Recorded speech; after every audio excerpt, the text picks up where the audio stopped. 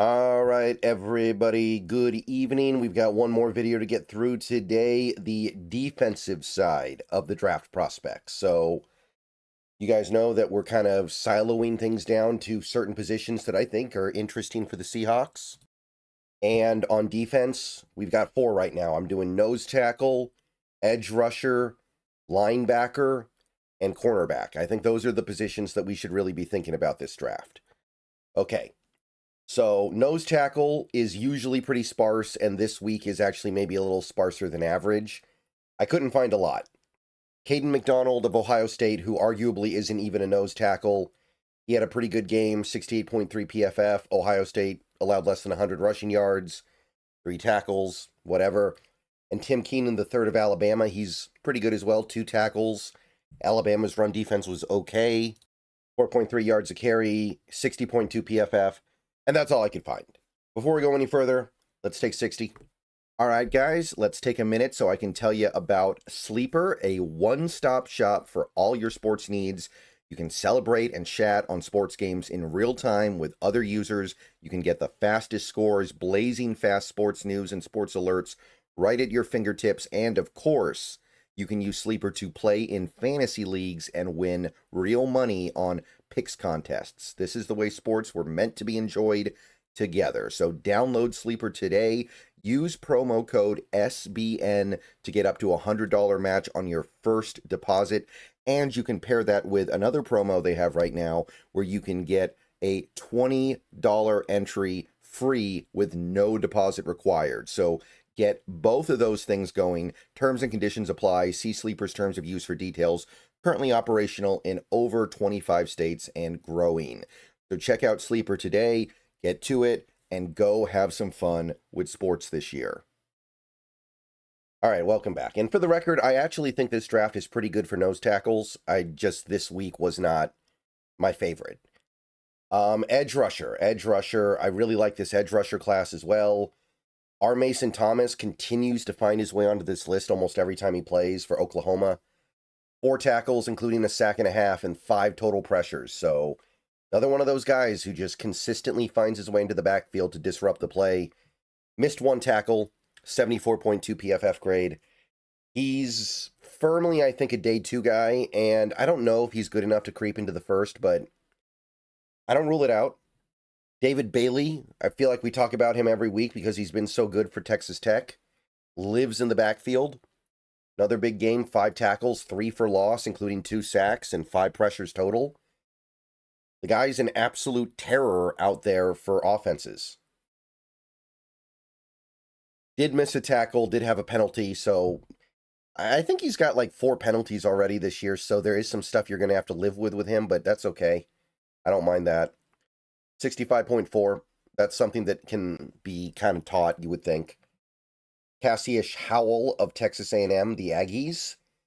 Very weird game. No box score stats whatsoever, kind of like Boye Mafe on Monday night, but 8 pressures for A&M. Now, everybody can have their own take on how they feel about a game like this. 8 pressures, 72.1. I mean, it's good, but didn't land his tackles, didn't land his sacks, like... That's just kind of interesting, right? Everybody will read into that their own way. Romello Height of Texas Tech, the other guy, opposite David Bailey, he's really starting to get my attention lately. 4 tackles, half a sack, 5 pressures, so he's getting a lot of pressure as well, and he forced a fumble. So those TTU guys, those guys are a lot of fun. Both those guys, I think, will get drafted. Bailey is probably a first-rounder at this point. Romello, though... that's going to be a little bit of a day 2, maybe even day 3 guy. 71.4. Anto Saka of Northwestern, talked about him before. Only the 1 sack in the box score, but 5 pressures, and he forced a fumble. So, hey, if you're only going to have 1 tackle in a game, make it a sack where you force a fumble, right? 85.7. So, liking Saka. Okay, linebacker now. And again, I'm kind of new to the linebacker stuff because I wasn't doing it until last week, so we're learning as we go here. It's some of the same guys this week, though. It seems like the same guys have kind of settled in here. Anthony Hill, probable first-round pick from Texas, 12 tackles and a pick, and another pass breakup. Also had a quarterback pressure. Did allow 4 out of 6 catches in coverage for 45 yards. Not great, but not terrible. 66.9, Texas's defense locked down against Kentucky, so he continues to be a likely, at least, borderline blue chipper. And then we got the 2 Ohio State boys, Arvell Reese, who some people think is the best linebacker in this class. 4 tackles, 2 for a loss, including a sack, 3 quarterback pressures, allowed 2 catches on 2 targets for 31 yards, so that's not stellar, but making all kinds of plays for OSU right now, 65.2. And then Sonny Styles. I feel like this guy's the most high-profile linebacker in this class, even though I don't think he's going to be linebacker 1. 2 tackles. I know it doesn't sound like a lot, but 1 tackle for a loss and a pick and a pressure. Allowed 1 catch on 1 target for -2 yards. Hard to beat that.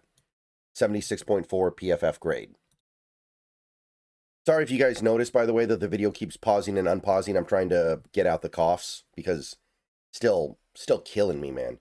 Still killing me. Everything else about being sick, I'm done with, but that part, Deontay Lawson, Alabama. Haven't talked about him yet this year, but I was aware of him from last season. 6 tackles for Alabama, including 3 pressures, allowed 1 catch for 9 yards, pretty clean. 66.8, Alabama back on the warpath after starting their season with a loss. And Deontay Lawson looking like a 3rd-tier linebacker in this class, probably. And we got another Texas Tech boy here, Jacob Rodriguez. This is kind of my late-round guy this week. 12 tackles for Texas Tech, including 1 for a loss. Broke up a pass, had a quarterback pressure, forced 2 fumbles. So all kinds of fun stuff he provided. He did miss 2 tackles, and he did allow 4 out of 4 completions for 61 yards, so it wasn't all great, but I mean, you take the good with the bad, I think, in cases like this. 81.5 PFF, like Jacob Rodriguez as a late-round sleeper. And now, finally, we're going to do cornerback here. Let me zoom out a little bit, actually, so you can see everything. That makes things a little bit better. Mansour Delane, or Delane, I don't know how you pronounce his last name, from LSU, but we talk about him every week, so I should probably figure it out. Even if I did, I'd forget. But 3 tackles, a pass breakup, and a pressure. Missed 1 tackle, but here's the catch, guys. He doesn't let catches go. I think so far this year, he's allowed like 6 catches on 23 targets, which is pretty insane. This game gets targeted once, bats the pass away, and allows 0 catches all game. The man is just absolutely locked down right now. 72.5 PFF. Keith Abney II from Arizona State. 6 tackles, 2 pass breakups, 3 of 7 targets he allowed a catch. 19 yards, though. 7 targets, 19 yards. I'm totally cool with that. 71.6. Keith Abney, we've talked about him before. Fun cornerback sleeper. Malik Muhammad starting to slip a little bit on the big boards lately. A lot of things associated with Texas have. 5 tackles, including 1 for a loss, which was the sack. Broke up a pass. 2 missed tackles. 3 catches allowed, but only 16 yards, so I dig that. 74 PFF. He's still a good player. He's just, there was a point in time where it looked like he was a borderline blue chipper. It's not happening. Davison Igbinosun of Ohio State. 1 tackle, and that's it. And I know that doesn't sound all that impressive, but another guy who played a good chunk of the game for Ohio State and allowed 0 catches. So sometimes the low tackle count is actually indicative of something good. 68.5 there. And finally, here's a guy that we've talked about before, but it feels like it's been a while, Chandler Rivers. So Chandler Rivers of Duke, 7 tackles, including half a tackle for loss. Broke up 2 passes. Had a quarterback pressure as well, so he does provide a little bit of that stuff off the edge.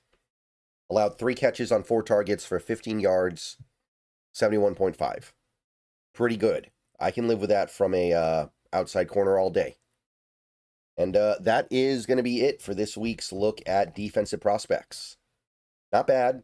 Nose tackle was a little bit weak, but again, it's just kind of an off week for them, and I like the new format. I like this new format. All right.